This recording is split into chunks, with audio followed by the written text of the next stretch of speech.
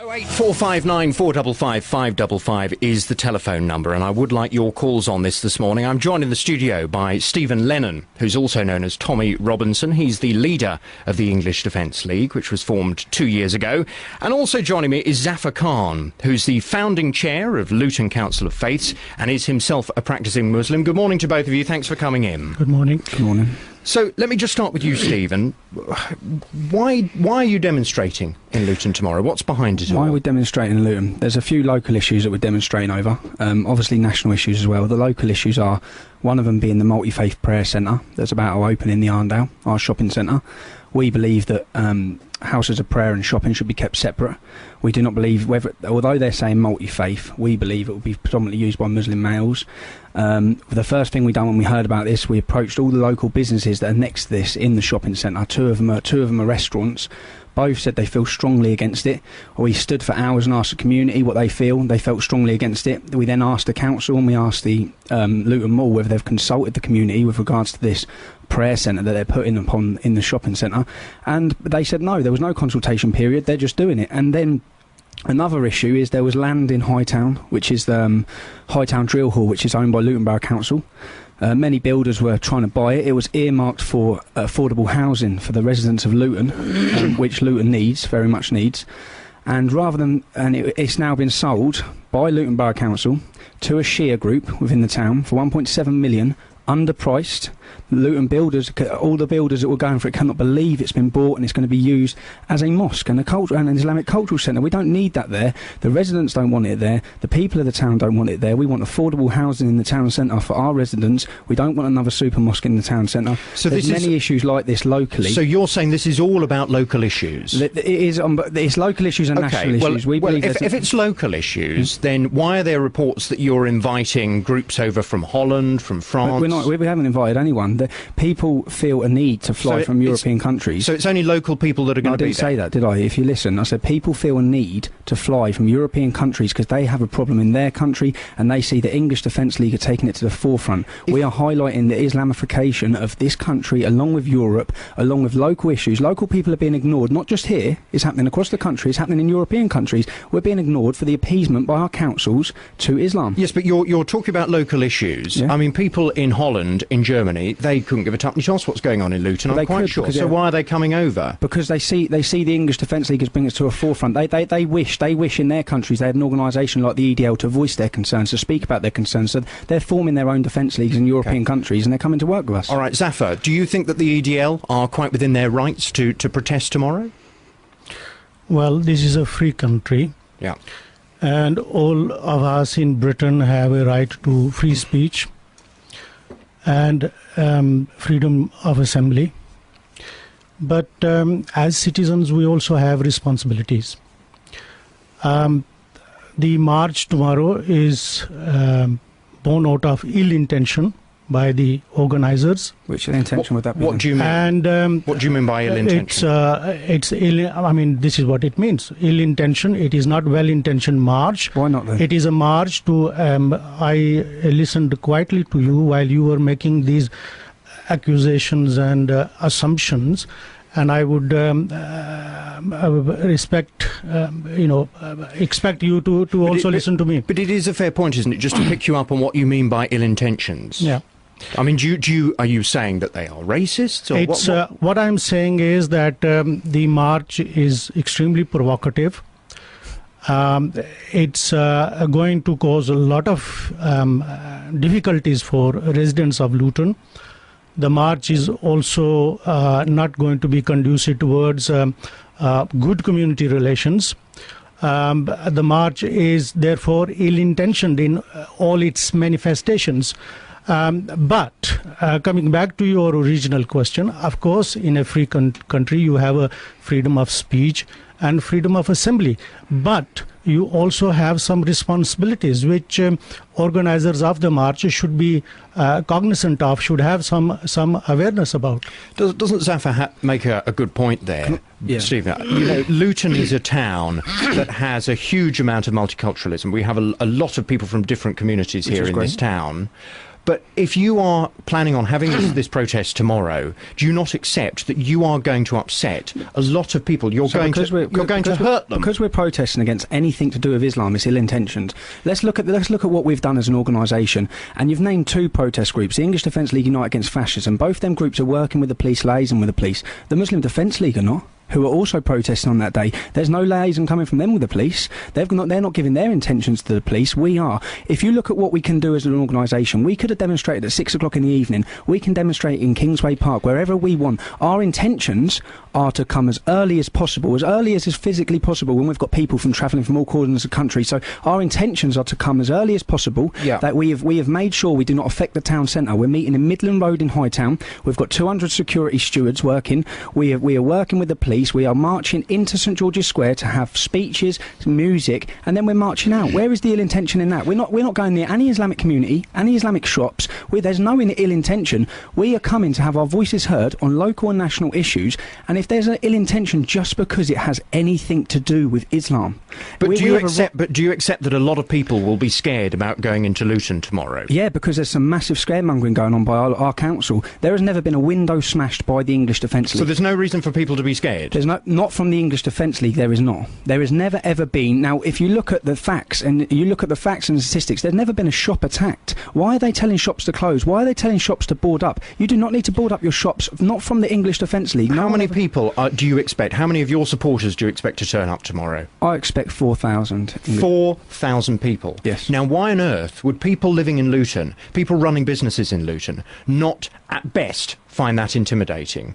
Why is it intimidating? To have 4,000 people descend on your town. Descend on your town, but look where we're meeting. We come off the train station. We have changed everything. Originally, we were meeting in another estate where people have received death threats. I have brought this with me. This is from Bedfordshire Police, a piece of paper. Information suggests that people within the Islamic community are agitated by the English Defence League demonstration. There is a threat to the life of Stephen Lennon. This threat is likely to be aggravated by Mr. Lennon visiting in Luton. Now, I'm sitting in Luton now, so I'm actually risking my life to talk about what we're talking about. These are what we're putting our necks on the line. I have been advised that it may be appropriate if I leave the area for the foreseeable future. This is a matter for me to decide. My family are under 24-hour police protection. Gurmit Singh had people at his house last night with guns again. He is under 24-hour protection. My cousin was shot at was met outside his house with a shotgun, and we're supposed to believe there is no problem with militant Islam in this town. But a lot of people will say you're bringing this on yourself. I'm sorry, but I have not brought people with guns and people's threats against my life on myself by talking about local issues. I have not made terrorists move to this town. I have not made militant Islam in this town. We are just people who are fed up of what's going on. And look what we're living with. Look at this threat. This is in black and white from Bedfordshire Police telling me they want to kill me. Let's put this out. Let's put this out to the listeners, because at the end of the day, I'm quite sure you would like to hear what people, and indeed you, Zafar, would like to hear what people listening to this programme think. The phone lines are open for you, 08459 455 555. Stephen Lennon is saying that if you live in Luton, there is no reason for you to feel intimidated or scared, because at the end of the day, the way it's all going to be controlled... The way the English Defence League will be controlled, you should feel scared. Should be fine. You should feel scared. Avoid the town centre, because gangs and Muslims are going to be roaming it. But where the English Defence League demonstration is, you have no need. Listen, don't inflame it. Let's bring Mark into the conversation. Morning, Mark. Good morning. Morning. What would you like to say? You're through to myself and Zafar and Stephen. Good morning to everybody. Good morning. Yes, I'm coming down to the march tomorrow. I'm coming down from Telford in Shropshire. I grew up in the Middle East. I first moved to United Arab Emirates in 1978. Moved from Shropshire. My father took a long-term contract in the Middle East. I was 14. I grew up there. Many Arab Muslim friends. I've been travelling back and forwards to the Middle East for 32 years. I've studied Islam. I know the Hadith, the Seerah, the Sunnah. I've studied it continuously. It is a local issue, and one of the problems you've got in Luton, and not only Luton but the whole of Britain. Britain is the biggest importer and exporter of Islamic terrorism, and a lot of it comes from Luton. So are you saying you're coming to support the EDL? I'm coming to support EDL in their fight against Sharia law and to stop Islamification of Britain.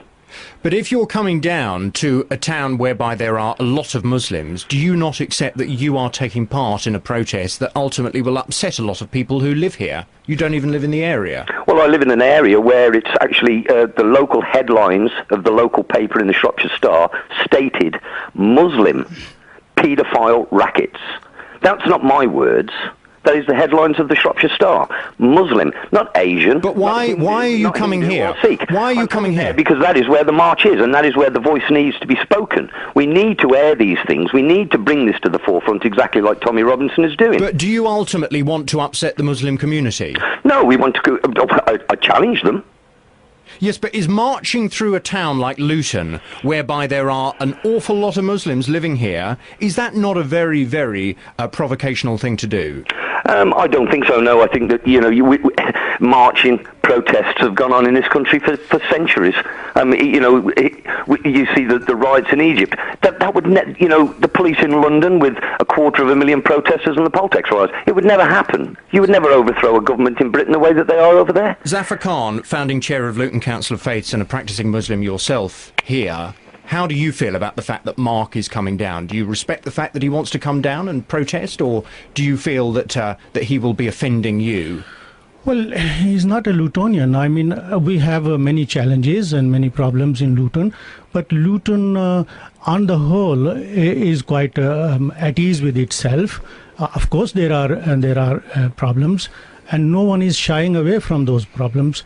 But people coming up to this town by trains or by buses or coaches, that doesn't sound very local issue to me. Do we remember there are local problems. We should talk to each other about resolving local problems in a sensible and civilized way, not import thousands of people from other parts of the country to create conflict and problem for businesses, for ordinary people, for families. And you see, I had an engagement on Saturday in London to attend a very important meeting, nothing to do with this sort of thing, but I will not be able to use the trains now, because from about 10 o'clock onwards, the railway station area will be, will be full of people who, God knows what they will get up to. Is Luton not in England? We are all English, aren't we? And these are our towns across this city. These are our brothers and sisters in all of these towns across our city. And if we want to come and voice our brothers and sisters' concerns, we have a God-given right to do that. It's not a very local issue then. I mean, you started off with a local issue. This is not a local issue. No, you are bringing in thousands of people to create conflict in a community which is trying to come to terms with its problems. Can I ask you, Zafar, are you anti-Sharia? What are you talking about? Can I ask if you're anti-Sharia? Can you answer the question? Are you anti-Sharia? That is not an appropriate question, nor is an appropriate fear. So you are just scaremongering. I'm asking you. You are scaring ordinary people of Luton. Hang on a minute. Simply scaring people. Can you answer the question? There is nothing. Can you please just answer the question? You are just scaring ordinary people. You are just scaring people. I'm sorry. I'm going to shut both of your microphones until you stop talking, because I'm sorry. Can we please? Sorry, Zafar, you need to stop talking.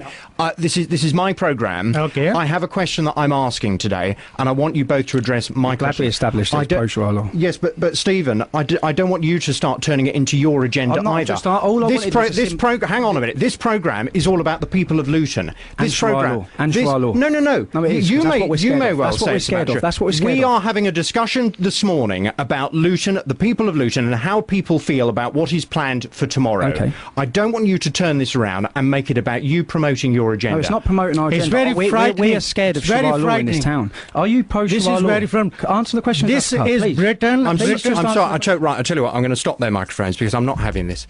If you'd like to